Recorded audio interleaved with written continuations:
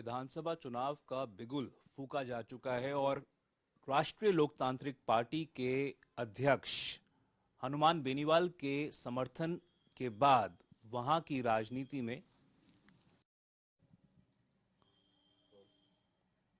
दिल्ली में विधानसभा चुनाव का बिगुल फूंका जा चुका है और राष्ट्रीय लोकतांत्रिक पार्टी का आम आदमी पार्टी के लिए समर्थन के ऐलान के बाद वहां की राजनीति में उफान आ गया है। मेरे साथ बात करने के लिए राष्ट्रीय लोकतांत्रिक पार्टी के राष्ट्रीय संयोजक हनुमान बेनीवाल हैं। बेनीवाल जी, राजस्थान में तो जाटों के लिए आरक्षण है पर दिल्ली में नहीं है। क्या आपको लगता है वहां पर आपने जिस तरह से आम आदमी पार्टी के लिए अपना समर्थन जताया है, कुछ फायदा मिलेगा वहां पर आम आदमी पार्टी को इस चुनाव में? निश्चित रूप से दिल्ली सहित देश के 9-10 राज्य ऐसे हैं जहां कई जगहों पे स्टेट गवर्नमेंट के अंदर जाट समाज को आरक्षण है, ओबीसी का, लेकिन दिल्ली में 9 से ज़्यादा राज्यों के अंदर जाट समाज को आरक्षण नहीं है। और निश्चित रूप से अरविंद केजरीवाल जी ने जो जाटों का आरक्षण की बात कही वो स्वागत योग्य बयान है। ये आरक्षण दिल्ली की सरकार को देना था। लोकसभा के अंदर भी मैंने बहुत बार ये मामला उठाया, चाहे गुर्जर आरक्षण की बात हो, जाट आरक्षण की बात हो, पटेल, मराठा, लिंगायत, ये जो कौमें संघर्ष कर रही है, मार्शल कौमें है, और निश्चित रूप से आज़ाद भारत के अंदर इनको जहाँ होना चाहिए वहाँ आज भी नहीं है, तो इनको आरक्षण मिलना चाहिए। हमने तो आर्थिक आधार पर आरक्षण की भी वकालत की इस प्रदेश के अंदर, जब बड़ी रैलियाँ मैंने करी, गरीब आदमी किसी भी जाति का, चाहे वो ब्राह्मण बनिया कायस्थ है, तो उसको भी आरक्षण मिलना चाहिए। ये पैरोकारी भी हमने करी थी। हम खाली समाज की पैरोकारी नहीं करी, हर समाज का वो व्यक्ति जो पीड़ित है, शोषित है, वंचित है, उसको आरक्षण मिलना चाहिए, ये पैरोकारी हमने करी। और अरविंद केजरीवाल जी ने जो जाट समाज की बात वहाँ कही, निश्चित रूप से जाट समाज के कई नेता दिल्ली के अंदर बैठे हैं, उपराष्ट्रपति भी जाट समाज से आते हैं, लेकिन वो अपना ही उल्लू सीधा कर रहे हैं। खाली उन्होंने कोई समाज की बात वहाँ नहीं करी। मोदी जी अमित शाह से कि भाई जाटों को देश में आरक्षण दो, उन्होंने कहा अगर ऐसी बात कर तो आगे हो सकता है कि मेरे दिक्कत हो जाए, तो वहाँ तक तो पहुँच गए। करीब 10 साल हो गए हैं सर आम आदमी पार्टी को दिल्ली में। अब इस प्रकार की बात करनी, क्या आपको लगता है कि चुनाव जीतने की कवायद में इस प्रकार की बात कही जा रही है? पहले क्यों नहीं की गई इस प्रकार की बात? पहले भी बात कही, प्रयास किया था, ऐसा नहीं। आम आदमी पार्टी से जाट विधायक भी काफ़ी बड़े टिकट भी दे रहे हैं, और लेकिन बीजेपी ने क्यों नहीं किया? परंतु बात इस पे आ जाते हैं कि दिल्ली में तो आरक्षण है, लेकिन दिल्ली में आरक्षण में एक दिक्कत है। मैंने कल जो बात करी थी, जाट समाज के लोग भी आए थे मेरे पास। 1993 तक जो लोग दिल्ली में बस गए और जिनका ओबीसी का सर्टिफिकेट है, जाट समाज, उनको ही आरक्षण मिल रहा है। 93 के बाद के लोग जो आज 2024 है, उनको वहाँ दिल्ली में आरक्षण है, ऐसा उन्होंने बताया था मुझे, जाट समाज के लोगों ने।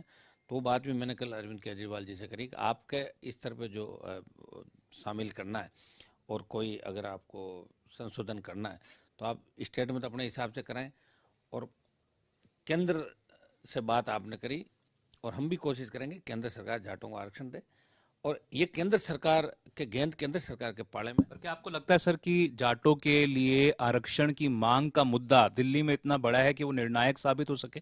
क्या आप वहां पर जाकर प्रचार करेंगे आम आदमी पार्टी के? देखिए, जाट दिल्ली में मुख्यमंत्री भी रहे और 30 से 40 विधानसभा क्षेत्रों में अच्छा प्रभाव रखते हैं। अगर एक कॉन्स्टिट्यूंसी के अंदर जरूरी नहीं कोई वोट 1 लाख की हो किसी समाज के, अगर वहाँ दिल्ली में 5,000 जाट वोट है किसी कॉन्स्टिट्यूंसी में, तो वो भी 5,000 भी 20,000 को कन्वेंस करने की। दिल्ली का जाट बड़ा समझदार, संघर्ष किया हुआ, दिल्ली में राज था जाटों का, और लड़ाके भी हैं, समझदार भी, एजुकेशन के अंदर भी आगे हैं, और कई अगर पिछड़ा हुआ तबका समाज का तो बराबरी में कैसे लाए। इसलिए दिल्ली के जाट आरक्षण की बार बार मांग करें, आंदोलन भी चले। और मैं भारतीय जनता पार्टी पर आरोप भी लगाना चाहूँगा कि हरियाणा में जब जाट आरक्षण की मांग करे थे, इसी बीजेपी ने, यहाँ के मुख्यमंत्री खट्टर ने, दिल्ली की सरकार ने जाट समाज पे गोलियां बरसाई, और हमारे दर्जनों बच्चे शहीद हो गए जो स्कूल कॉलेज में पढ़ते थे। उस बात को जाट समाज भुला नहीं पाया है। मैं तो ये कहना चाहता हूँ तमाम दिल्ली के और देश के लोगों को कि जिस तरह बेहतर गुजरों को बीजेपी ने यहाँ मारा राजस्थान में, जाट समाज पे गोलियां बरसा के मारा, अन्य समाजों को जिस तरह गोलियों से भुना, उन्हें चुनाव के वक्त ये बातें याद रखनी चाहिए।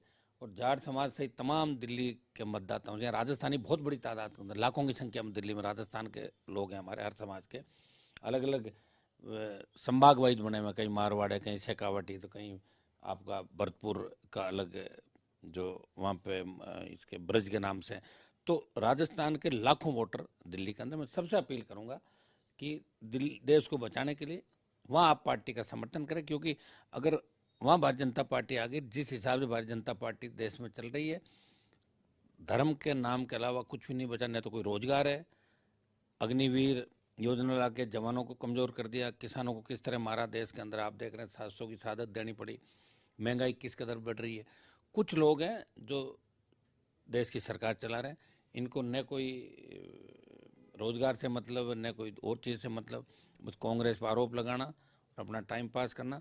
और दिल्ली में दुर्भाग्य से देखिए, कांग्रेस पार्टी जिसका खाता नहीं खुल रहा है वो बीजेपी के इशारे पे चुनाव लड़ रही है, सिर्फ आप पार्टी को हराने के क्या लिए। आप मंच साझा करेंगे अरविंद केजरीवाल के साथ, दिल्ली में कैंपेन करेंगे वहाँ पे? 100% करूँगा।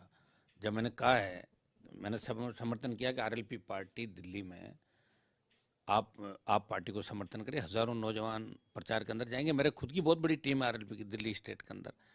तो आवश्यकता अगर पड़ी और हमें प्रचार के लिए कार आवश्यकता पड़े, निश्चित रूप से केजरीवाल जी के साथ मैं मंच भी शेयर करूंगा, मिलूंगा मैं शीघ्र, उनसे बात भी करेंगे। उनका टेलीफोन मेरे पास आया था कि हनुमान जी, आप पार्टी की आप मदद करें, आप लड़ते रहते हैं कांग्रेस बीजेपी दोनों के खिलाफ राजस्थान के अंदर, और इंडिया अलायंस के अंदर केजरीवाल जी की पार्टी और हम दोनों साथ हैं इंडिया अलायंस के अंदर। आपकी सपा भी हमारे साथ आई, ये तृणमूल कांग्रेस ने भी सपोर्ट किया दिल्ली के अंदर। तो 5 इंडिया अलायंस के अलाई हम आप पार्टी को समर्थन करें दिल्ली के अंदर। और मैं चूंकि कॉलेज विश्वविद्यालय की राजनीति निकला हूँ, तो दिल्ली के अंदर यूथ और स्टूडेंट के अंदर भी हमारा बहुत बड़ा संपर्क है। और निश्चित रूप से भारतीय जनता पार्टी को इस बार दिल्ली का किसान जाट सब मिलकर सबक सिखाएगा और आपकी सरकार दिल्ली में बनेगा। आम आदमी भी, जैसे आम आदमी इसका पार्टी का नाम है, आम आदमी के लिए इन्होंने बहुत कुछ किया, ये सही है। हमारे पास कई बार टैक्सी वाले, गाड़ी वाले, या कहीं हम बाजार के अंदर जाते हैं, हर आदमी से बात करते हैं, एक ही बात करते हैं, केजरीवाल की सरकार आनी चाहिए। क्योंकि प्रधानमंत्री ने और बीजेपी ने इनको बहुत तंग किया, इनके सारे नेताओं को जेलों में ठूंस दिया। और बीजेपी जिन्होंने ज्वाइन कर ली, वो ड्राई क्लीन की मशीन से जैसे निकलते वो पाक साफ हो जाते हैं। तो ये देश के अंदर ईडी सीबीआई का दुरुपयोग चला, और कांग्रेस ने भी खूब दुरुपयोग किया। इमरजेंसी उस समय भी थी, और अघोषित इमरजेंसी की तरफ देश जा रहा है। और इसलिए हमें इस देश को बचाने के लिए आप पार्टी को हमने हमारी कोर कमेटी की मीटिंग लेके सबसे बात करके समर्थन की बात वहाँ पे करी। और चूंकि जाट समाज को गुमराह करने के लिए बीजेपी के कई तथाकथित जाट समाज के नेताओं के मैं बड़े लंबे चौड़े भाषण देख रहा था टीवी पे, तो मुझे बड़ा अचंभा हुआ कि जब लोकसभा के अंदर थे, बाहर थे, जब तो इन्होंने समाज की कभी बात ही नहीं उठाई। अब से जैसे ही केजरीवाल जी ने इस बात की बात करी, और तुरंत वो बचाव के अंदर बीजेपी ने इनको आगे कर दिया, जाओ आप लड़ो। लड़ने के लिए हमारे लोग, जब किसान सड़क पे थे तब कृषि मंत्री कौन थे, तब देश के जब लोग बात करते थे वार्ता के अंदर कहाँ थे हमारे लोग, आए थे कि जाट को आगे किया क्या मोदी सरकार ने। और 52 से लेकर आज तक पहला ये मंत्रिमंडल है जिसमें जाट समाज का कोई कैबिनेट मंत्री देश के अंदर नहीं। इससे बड़ा दुर्भाग्य नहीं हो सकता। और इस बात को हम याद रख के और इस चुनाव में भारतीय जनता पार्टी को सबक सिखाएंगे दिल्ली के अंदर। सर, आपने इंडिया अलायंस की बात की, आपने कहा आरएलपी और आम आदमी पार्टी दोनों धड़े हैं उसके पर, आप इंडिया अलायंस क्या इकट्ठा है? क्योंकि कांग्रेस और आम आदमी पार्टी तो आमने सामने की लड़ाई लड़ रहे हैं दिल्ली के चुनाव में। तो इकट्ठे कहाँ हैं? इकट्ठे रहेंगे भी नहीं, कैसे रह सकते हैं?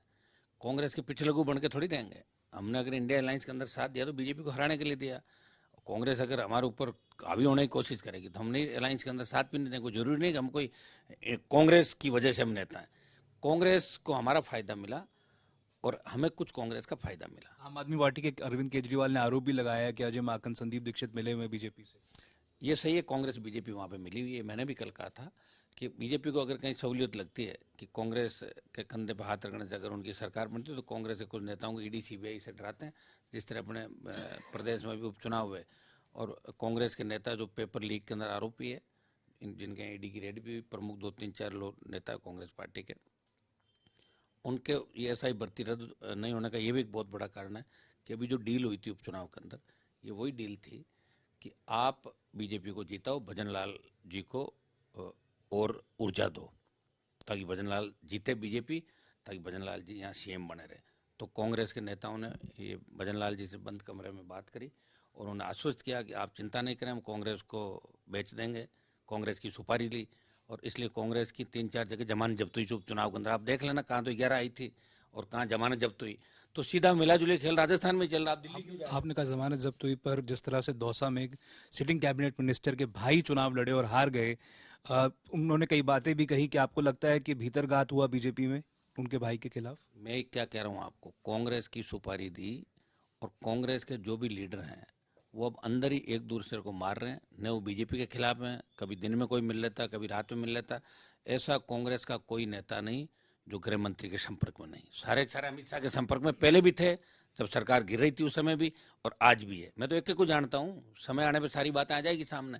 सारी की सारी कांग्रेस बीजेपी की गोदी में बैठी हुई, राजस्थान की प्रदेश कांग्रेस सारी की सारी, पुराने लीडर भी और नए जो नेता आज की प्रदेश कांग्रेस सारी की सारी मोदी अमित शाह से मिली हुई है। इसलिए ईडी सीबीआई की रेड होने के बाद भी कार्रवाई नहीं होना इस बात की ओर इंगित कर रहा है कि कार्रवाई करके डरा दो और फिर उनसे काम ले लो। क्षेत्रीय पार्टी और नई पार्टी नहीं पनपे, ये दोनों ही पार्टियां राजस्थान के अंदर चाहती हैं। मिली भगत की बात किसके लिए कह रहे हैं आप? अशोक गहलोत हैं, सचिन पायलट है कांग्रेस में, क्या इनके लिए कह रहे हैं आप? मैं ये क्या कह रहा हूँ, सारे में तो सारी कांग्रेस ही आ गई राजस्थान की, कोई बचा ही नहीं पीछे। सारी जो बड़े नेता है, जो सारे चीफ मिनिस्टर के दावेदार हैं, सारे जो लोग हैं अभी तक के, मैं क्या कह रहा हूँ, सारी कांग्रेस पार्टी जो कांग्रेस को लीड करती समय समय पे, वो भारतीय जनता पार्टी से मिलती रही, पहले भी, अभी भी और आज भी। इसलिए कांग्रेस के नेता जेल नहीं जा रहे हैं। आप क्यों नहीं समझ रहे हो इस बात को? नौजवान सब जब एसआई भर्ती के अंदर आपने देखा, भर्ती रद्द करने की सिफारिश सब लोगों ने कर दी। क्या हनुमान बेनीवाल, सचिन पायलट, अशोक गहलोत, गोविंद सिंह डोटासरा के ऊपर ये आरोप लगा रहे हैं कि ये मिले हुए हैं बीजेपी से? मैं ये कह रहा हूँ कि आपको सब पता कौन मिला और कौन नहीं मिला। अगर मिले हुए नहीं होते तो अभी तक जेल में जाते। समझ में आ गई आपके? सारे के सारे मिले हुए हैं। मैं किसी का व्यक्तिगत आरोप नहीं लगा रहा हूँ, लेकिन राजस्थान की जनता ये जानना चाहती है आखिर कांग्रेस पार्टी चुप क्यों है, कांग्रेस के कोई नेता क्यों नहीं बोल रहे हैं। जब आज ये तकलीफ पड़ रही है पूरे प्रदेश को, आज 1 साल हो गई, कांग्रेस ने कौन सा आंदोलन किया राजस्थान के अंदर? मुझे बताओ, एक भी जगह बता दो। एसआई भर्ती प्रक्रिया को रद्द तो सरकार कर सकती है ना? सरकार भजनलाल शर्मा की है, बीजेपी की है, आप इसको लेके कांग्रेस के ऊपर सवाल खड़ा कर रहे हैं क्या? मैं ये कह रहा हूँ कि एसआई भर्ती जो करी थी वो तो कांग्रेस के समय हुई, और सारे पेपर जो लीक हुए कांग्रेस पार्टी के समय पेपर लीक हुए, और किन किन नेताओं के नाम आए, कहाँ कहाँ ईडी की रेड हुई, कौन लोग उस समय सरकार गिराने में थे, कौन बचाने में थे, कई तरह की परिस्थितियां कांग्रेस में चली। आप ये क्यों मान रहे हो? 5 साल की कांग्रेस की सरकार देखो ना, कि एक जमाने में कौन दिल्ली वाले किसकी मदद कर रहे थे, फिर दिल्ली वाले किसकी मदद कर रहे थे, और आज दिल्ली किसकी मदद कर रहा है राजस्थान में कांग्रेस में। आप सारी बातें जानते हैं, और वक्त आने पे ये बातें भी आमने सामने होगी। लेकिन मैं आरोप लगा रहा हूँ कि पूरी कांग्रेस पार्टी और इनके तमाम बड़े नेता भारतीय जनता पार्टी की गोदी में बैठे हैं कि हम जेल नहीं चले जाएं, हमारी जांच नहीं हो जाए, क्योंकि जितने नाम आपने लिए हैं इन सब की कोई न कोई जांच सीबीआई ईडी के अंदर चल रही है। और निश्चित रूप से उससे डरते हुए कांग्रेस पार्टी सरेंडर कर गई, और राजस्थान में जो दुर्दशा हुई और जो बुरी गति इनकी हुई है, आने वाले समय में विपक्षी भूमिका भी कांग्रेस यहाँ नहीं निभा पाएगी। आरएलपी को विपक्षी भूमिका के रूप में राजस्थान में लड़ना पड़ेगा। बीजेपी की अगर बात कर लेते हैं सर, आपसे मैंने सवाल किया था कि cabinet minister doctor Kirodilal Meena के भाई के बारे में, चुनाव लड़ा, उन्होंने हारा चुनाव दौसा से, क्या लगता है भीतरघात हुआ है बीजेपी में उनके खिलाफ? किरोड़ीलाल जी बीजेपी में गलत चले गए ना, उस समय मुझे छोड़ गए। मुझे छोड़ के क्यों गए उस समय? 15 के अंदर जब हम साथ थे, तो इनको क्या जल्दबाजी हो गई बताओ? बना देगा उनको सीएम राजस्थान का? बन गए क्या मुख्यमंत्री? ये तो यही होना था उनके साथ। जब उनको पता था कि भारतीय जनता पार्टी किसान विरोधी है, और जो लड़ाई डॉक्टर साहब ने 8 से 15 लड़ी राजस्थान में, मुझे अकेला छोड़ के वापस बीजेपी के अंदर चले गए, तो सही हो रहा है जो हो रहा है? गलत क्या हो रहा है? वो तो यही होना है। अगर मैं जाऊंगा तो मेरे साथ भी यही होगा। हुआ था समय, मैं तो बाहर आ गया, ठीक रहा। इंडिया अलायंस को, एनडीए को जब मैंने छोड़ा तो किसानों के लिए सादत दी मैंने, एक अच्छे वक्त पे जरूर आवश्यकता थी। अगर सारे के सारे लोग ये सोच लेते कि हमें सत्ता में ही प्राप्ति करनी, तो फिर लड़ेगा कौन? फिर कौन भगत सिंह बनेगा? तो डॉक्टर साहब ने जो जीवन में सबसे बड़ी भूल करी, वो 2015 में जिस तरह 16 के अंदर जिस तरह ये मुझे छोड़ के 18 के अंदर गए थे, मुझे छोड़ के वापिस वसुंधरा जी के पास चले गए, मुझे अकेला छोड़ के। वो खामियाजा इनको आगे तक भुगतना पड़ेगा, क्योंकि राजस्थान की जनता बार बार ये चीज़ याद करती है, जवान याद करता है कि डॉक्टर साहब क्यों गए वापस इन बीजेपी वालों के साथ, क्योंकि लोग इनको लड़ते हुए देखना चाहते हैं। इनके सत्ता भाग्य में नहीं लिखी। ये मंत्री तक बनेंगे, और ज़्यादा से ज़्यादा अगर प्रयास करे तो गवर्नर इनको बना सकती है बीजेपी। मुझे नहीं लगता और कोई इनको चांस है राजस्थान में मिलेगा। इनको टाइम अब भी नहीं खराब करना चाहिए, क्योंकि आदमी की उम्र नहीं होती। आदमी चाहे 70 का हो, 65 का हो, 75 हो, आदमी कभी बुढ़ा भी नहीं होता, मजबूत होता है। लड़ना चाहिए, इसलिए मैं लड़ाई लड़ रहा हूँ। और साहब को भी आग्रह करूंगा, उनको लड़ना चाहिए। रोज रोज क्या भजनलाल को मैं नहीं मानता, कभी कुछ बयान नहीं बदलना चाहिए। इससे लोग इस बात को देखते हैं, डॉक्टर साहब कह रहे हैं ऐसा ही भर्ती रद्द करा दूं, क्यों नहीं करवा रहे हैं? फिर मैं इस्तीफा दे दिया, तो इस्तीफा अगर दे दिया तो फिर दस्तखत क्यों कर रहे हैं? फिर क्यों ट्रांसफर कर रहे हैं? क्यों सारे काम कर रहे हैं? छोड़ देना चाहिए ना। इस्तीफा देने वाला आदमी तो 1 मिनट के अंदर बाहर आ जाता है। ऐसा नहीं होता कि इस्तीफा स्वीकार नहीं किया जाता, होता है। मेरे को पार्टी ने बाहर निकाला ना, तो तो मुझे लोगों ने कहा साहब आपको बाहर नहीं निकालना है। मैंने कहा आज ऐसा काम करूंगा निकाल देंगे। मैंने ऐसा काम किया, 15 मिनट में निकाल दिया पार्टी। वो तो करने की हिम्मत चाहिए आदमी का। फैसला सर ऐसा ही भर्ती प्रक्रिया उन्होंने बेशक कहा था उपचुनाव से पहले कि रद्द होनी चाहिए, रद्द होगी, पर अगर रद्द नहीं कर रही सरकार तो ये फैसला तो सरकार या मुख्यमंत्री के हाथ में है ना सर, कि रद्द करें या ना करें ऐसे ही भर्ती तो प्रक्रिया। मुख्यमंत्री इसलिए रद्द नहीं कर रहे हैं कि मुख्यमंत्री को हटा देते। अगर उपचुनाव नहीं जीते ना बीजेपी यहाँ पे, तो भजनलाल को चेंज था। तो भजनलाल ने कांग्रेस के लोगों से मिलकर तो चुनाव जीते। तो आप कह रहे हैं तो सुनिए मेरी बात, इसलिए कांग्रेस को ये कहा कि तुम्हें जेल में नहीं डालूंगा, ऐसा ही भर्ती रद्द नहीं करूंगा, तुम्हारे ईडी सीबीआई के सारे केस वापस करवाऊंगा दिल्ली से, आप मेरी गोदी में बैठ जाओ। गोदी में बैठ गए सारे के सारे जो आपने नाम लिए, उनमें मैक्सिमम ज्यादातर नेता, बड़े और भी बड़े नेता, 1 दर्जन और है जो नाम लिए, उनके अलावा जो भारतीय जनता पार्टी के नेताओं के संपर्क में है, लंच डिनर और साथ लेते हैं, दिल्ली में मुलाकातें करते हैं, आधों के तो बिजनेस पार्टनरशिप है। और यहाँ लोगों को उल्लू बनाने के लिए कांग्रेस भाजपा, भाजपा कांग्रेस, राजस्थान को बर्बाद करके रख दिया दोनों पार्टियों ने। तमाम नेता आप कह रहे थे, नाम आप नहीं ले रहे। आरएलपी नाम भी लेंगे ना वक्त आने, बता दिया। आप समझ गए किन के ईडी की रेड हुई, कौन सीबीआई में, पेपर लीक में किन के ऊपर गाज गिर रही है, कौन कौन से घोटालों में कौन थे, आप जानते हो सारी बातें। तो मैं तो कहूँगा समय आने पर मैं ही खोलूंगा सारी बातें। लेकिन आप समझ गए कि पेपर लीक के बाद जिन नेताओं की तरफ इशारा था, ईडी सीबीआई की रेड जिन मामलों में, रीट के मामलों में यहाँ पे हुई, उसमें कौन नेता आरोपित है, किन के ऊपर आरोप लगे, वो तो सारे के सारे आज भी आरोपी है। ऐसा हो सकता है कि सरकार चाहे और गिरफ्तार नहीं कर, 10 मिनट लगता है लाके गिरफ्तार। बड़े बड़े नेता देश के अंदर जेल के अंदर गए, इंदिरा गांधी जेल में गई थी, क्यों नहीं जा सकते। लेकिन मिलाजुली का खेल है। भाजपा ये चाहती कि आराम से हम टाइम पास करें, और कांग्रेस ये चाहती भजनलाल मुख्यमंत्री रहे। क्यों क्यों रद्द नहीं कर रही है ऐसा ही भर्ती प्रक्रिया को, आपको क्या है इसमें? किया ना, उसमें कुछ जैसे इनके 2 मंत्री है, उनकी कुछ गर्लफ्रेंड, महिला मित्र भी इसके अंदर है, शिखर अग्रवाल के भी कई कनेक्शन है, और भी कई लोगों के कनेक्शन है। तो निश्चित रूप से सरकार में बैठे लोग जिनके इशारे भजनलाल चल रहे हैं, वो डरे हुए हैं कि भर्ती रद्द होने से और हमारी बदनामी होगी, तो अंदर ही अंदर डरा रहे हैं, ब्लैकमेल कर रहे हैं इनको, मंत्रियों को और मुख्यमंत्री के सचिव को, कि भाई आपने अगर किया तो हम कबाड़ा कर देंगे। जो आपकी सब इंस्पेक्टर ट्रेनी कई, जिनके कॉन्टेक्ट के अंदर है आपके लोग, मैंने ट्वीट भी किया, महिला मित्र, तो कई और एंगल है। और ऐसा ही भर्ती तो हम रद्द कराएंगे। अब आरएलपी इसकी कमान संभालेगी, और इसको लेके बड़ा आंदोलन हम करेंगे जल्दी। इस मामले में आजकल में हम इसका ऐलान भी करेंगे। आंदोलन किस चरणबद्ध रूप से होगा, राजधानी को घेरना पड़ेगा तो घेरेंगे, और भजनलाल सरकार को झुकाएंगे, और ऐसा ही भर्ती रद्द करा के एक संदेश देंगे प्रदेश के अंदर कि युवाओं के साथ इस तरह की ठगी दोबारा नहीं होगी। आरपीएससी के अंदर भी जो भी भ्रष्टाचार हो, इसका मामला भी हमने रोज उठाया, रीट का भी उठाया। हमारे पास ये भी सूचना कि 2018 के अंदर जो सब इंस्पेक्टर की भर्ती हुई थी, उसमें भी कई लोग नकल करके और कई लोग आ गए थे, टॉपर से लेके कई लोग, और तो वो भी कागज है। तो उसका भी हम प्रयास करें कि 18 में हुई, चाहे 17 में हुई, चाहे 11 में हुई, अगर फर्जीवाड़ा कहीं हुआ है तो एसओजी को इस मामले में पकड़ना चाहिए। हमने सीबीआई जांच की हमेशा मांग करती, किसी भी मामले की सीबीआई जांच सरकार ने नहीं दी। ये सरकार की मंशा पे सवाल खड़ा करता, आखिर क्यों नहीं सीबीआई से सरकार किसी भी मामले की।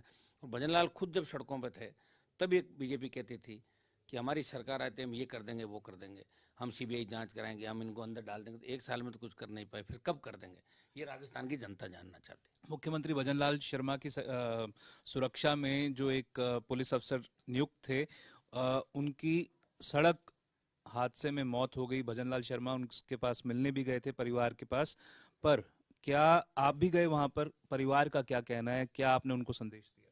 देखिए, वो धरने देने की बात कर रहे थे, मुझे पता लगा तो मैं कल शहीद सुरेंद्र सिंह चौधरी जो एसआई अलवर के पास हमारे निमराना काट के मांजरा गांव है उनका, मैं वहाँ गया था उनके परिजनों से मिलने के लिए। बहुत व्यथित थे वो लोग। 1 महीना हो गया, और मुख्यमंत्री के लिए उन्होंने जान बचाई। भाई वो खुद व्यक्ति आगे आ गया गाड़ी के दौड़ के, मतलब सीएम को नुकसान नहीं हो, और सीएम के लिए शहादत दी। तो शहीद के दर्जे के साथ साथ उनका बच्चा एमबीबीएस किया हुआ है, और एमबीबीएस किया हुआ बच्चा वैसे ही डॉक्टर लग जाएगा, आप क्या करोगे। तो वो नायब तहसीलदार लगना चाहता है, और पहले भी आपने नायब तहसीलदार की नौकरियां कई जगहों पर दी है। तो आप क्या करते हो, किसी को एलडीसी या 4th क्लास लगाते हो, 8वीं पास, 10वीं पास या ग्रेजुएट हो, तो एमबीबीएस को तो नायब तहसीलदार लगाओगे, डॉक्टर तो वैसे ही लग रहा है। तो कोई बड़ी उनकी मांग नहीं, एक शहीद स्मारक और कुछ इश्यूज उनके थे दर्जे की। तो जितनी सरकार कर सकती है, पहले सरकार ने जो किए हैं वो सरकार को करना चाहिए। सीएम का कमिटमेंट भी था। और दुर्भाग्य इस बात का कि वहाँ का एसपी तो टेलीफोन नहीं उठाता, लोगों के सो जाता जल्दी, फोन उठाता ही नहीं। वहाँ सुनिए मेरे पास, कलेक्टर एसपी कोई मिलने के लिए नहीं गए, कोई उनसे संपर्क नहीं करा उस परिवार से। तो लोग ये कह रहे हैं कि जब भजनलाल खुद की जान बचाने वालों की मदद नहीं करा तो प्रदेश की क्या करेगा। तो ये लोग कह रहे हैं भजनलाल के लिए। तो ये था राष्ट्रीय लोकतांत्रिक पार्टी हनुमान बेनीवाल का एक्सप्लोसिव इंटरव्यू, जिसमें उन्होंने कहा है कि एक तरफ कांग्रेस के नेताओं पे बीजेपी के साथ मिलीभगत का आरोप लगाया है, कहा है कि कांग्रेस के नेता ईडी सीबीआई की जांच से बचने के लिए बीजेपी की गोद में बैठे हुए हैं, तो वहीं दूसरी तरफ आम आदमी पार्टी के लिए अपना समर्थन का ऐलान हनुमान बेनीवाल ने कर दिया है।